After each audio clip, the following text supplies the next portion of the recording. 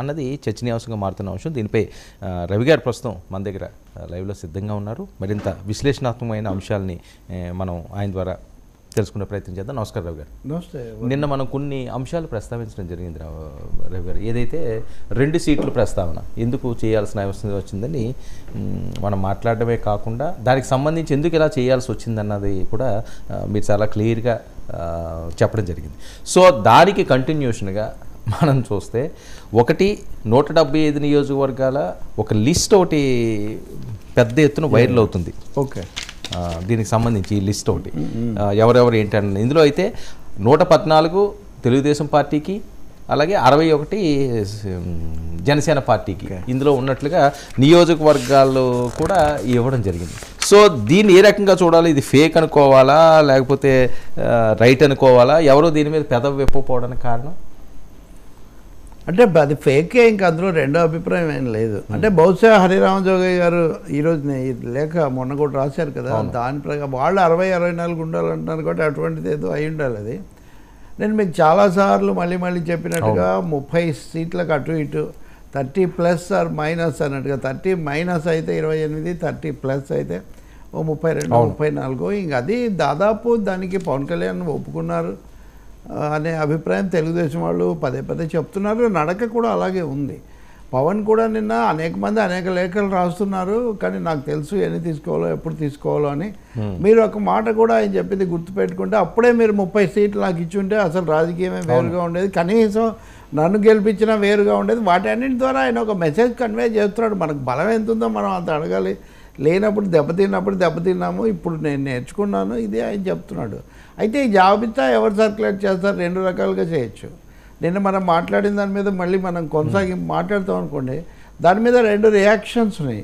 ఒకటి తెలుగుదేశం కింద వాళ్ళ రియాక్షను, లేకపోతే వాళ్ళని బలపరిచే ఈ టీవీలో వాటిలో బలపరిచే వాళ్ళ రియాక్షను. రెండోది జనసేన వాళ్ళది. బాగా వచ్చింది, నిలబడాలి గట్టిగాని జనసేనలో వాళ్ళు అట్లా మాట్లాడితే అభిమానులు ముఖ్యంగా, ఇటువైపు వాళ్ళేమో కొంచెం ఎకచెక్కం చేస్తూ అపహాస్యం చేస్తూ జనసేన మీద తీవ్రంగానే ఇప్పటికే ఇదే ఎక్కువ పద్ధతిలో మాట్లాడుతున్న వాళ్ళు కూడా ఉన్నారు. సో ఈ పూర్వరంగంలో కొంత సెట్ చేయడం కోసం కూడా ఇట్లాంటివి విడుదలయ్యే అవకాశం ఉంది. అనేక పేర్లు కూడా ఉన్నాయి, వాస్తవానికి పేర్లు కూడా అక్కడ ఆయన ఇక్కడ అని. అందుకనే ఒక చిన్న సైజు కోల్డ్ వార్ జరుగుతుంది కింది స్థాయిలో.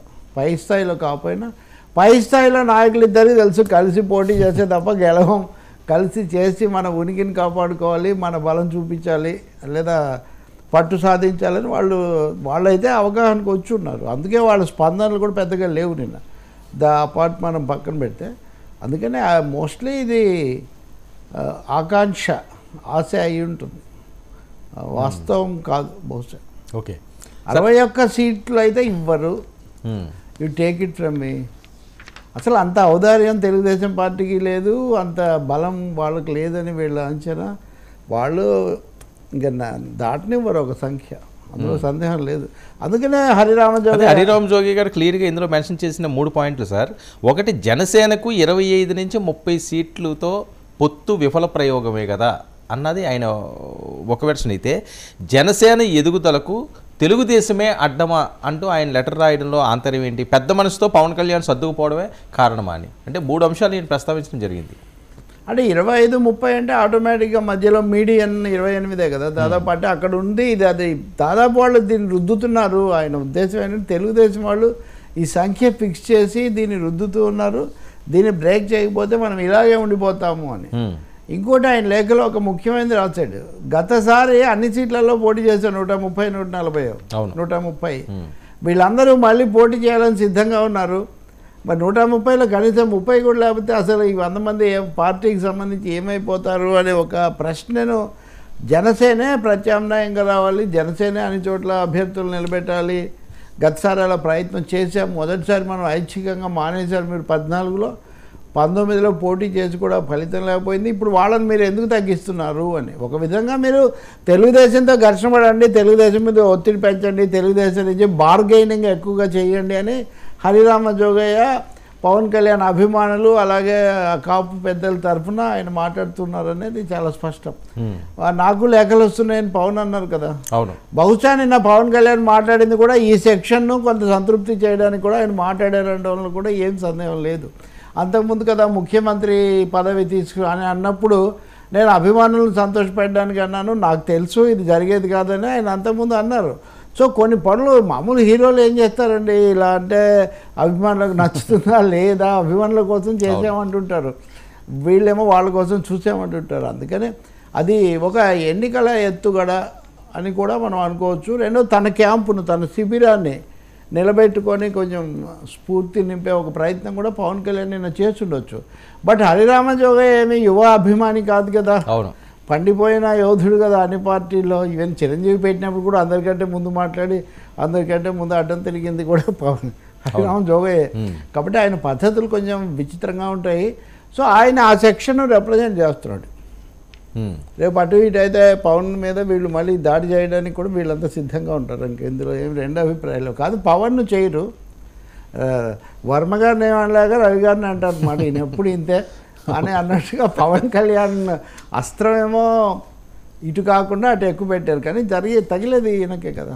అందుకని ఇవన్నీ ఉంటాయని తెలుసు కాబట్టి వీళ్ళని సంతృప్తి పరిచినట్టు, అలాగే నేను పూర్తిగా ఏమీ లోబడిపోలేదు అని మెసేజ్ పంపడానికి పవన్ కళ్యాణ్ నిన్న తీవ్ర భాషలో ఇది ప్రత్యేక పరిస్థితులు 2 సీట్లు ప్రకటిస్తున్నాను, మీరేదో పెద్ద కుటుంబం అని మీరు మాట్లాడితే కుదరదు, ఈ పద్ధతిలో ఆయన మాట్లాడారు.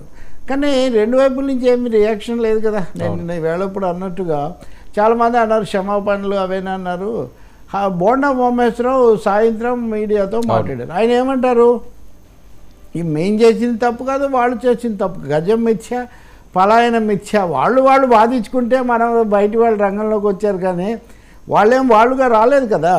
కానీ బోండా ఉమేశ్వరరావు మాట్లాడిన తర్వాత ఏమైంది, బాబా జనసేన నుంచి కూడా ఏం రియాక్షన్ లేదు కదా. కాబట్టి అది చాలా పాసింగ్ ఫినామినా లాగానే దాన్ని వాళ్ళు తీసుకోదలుచుకున్నారు. నాగబాబు బహుశా మీరు జాబితాలు కూడా ఖచ్చితంగా కాదు సార్. ఇక్కడ నాకు ఒక దాని మీద క్లారిటీ కావాలి, ఎందుకంటే జనసేనకు కూడా క్లారిటీ కావాల్సిన అవసరం ఉంది. పొత్తుల విఫల ప్రయోగమే అనే మాట అన్నది ఎలా తీసుకోవాల్సి ఉంది?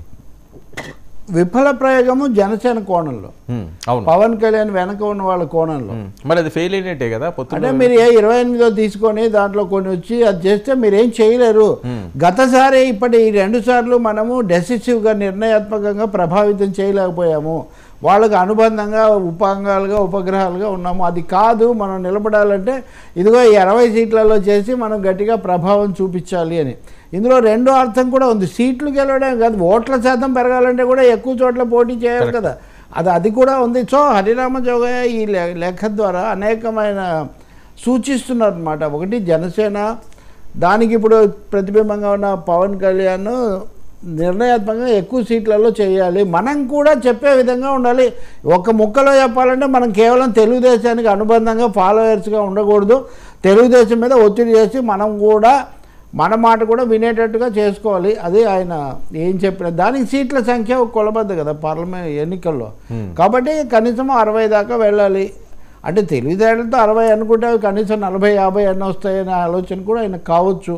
ఇప్పుడు జరుగుతున్న సీట్ల తతంగం పట్ల ఈ సెక్షన్ సంతోషంగా లేదు. సంతోషంగా లేకపోవడమే కాక తమ అభ్యంతరం వాళ్ళు రికార్డ్ చేయదలుచుకున్నారు. సో హరిరామ జోగయ్య పాత్ర నిర్వహిస్తూ ఉన్నారు, ఇంకా అందులో రెండో అభిప్రాయం ఏం లేదు. మరోవైపు రెండోది హరిరామ జోగయ్యని ఏమీ అనగలిగిన పరిస్థితిలో పవన్ కళ్యాణ్ కూడా లేరు. మీరు ఎందుకు సార్ లేఖలు రాస్తారు, నా తంటాలు ఏమైనా పడుతున్నాను, మీరు లేఖలు రాస్తుంటే ప్రతిదీ అప్సెట్ అయిపోతుందని చెప్పట్లేదు కదా. వీలైన మొన్న హరిరామ జోగయ్య దగ్గర సన్మానం స్వీకరించారు, హరిరామ జోగయ్య సలహాలు తీసుకుంటారు బహిరంగ మామూలు ఓపెన్ ప్లాట్ఫామ్స్లో.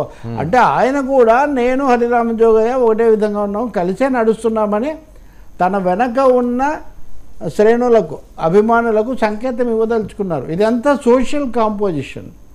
జనసేన అనేది కాపు పెద్దలనండి ఇంకోటేనండి, ఆ సామాజిక తరగతిని సంతృప్తి పరచకపోతే కుదరదని పవన్ గుర్తించాడు.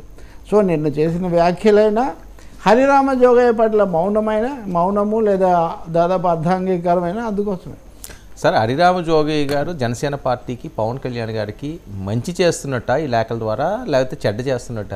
ఈ లేఖలు చూస్తే ఒక పక్క పొత్తులు నడుస్తున్నప్పుడు జనసేన ఎదుగుదలకు తెలుగుదేశమే అండలా అంతర్యం.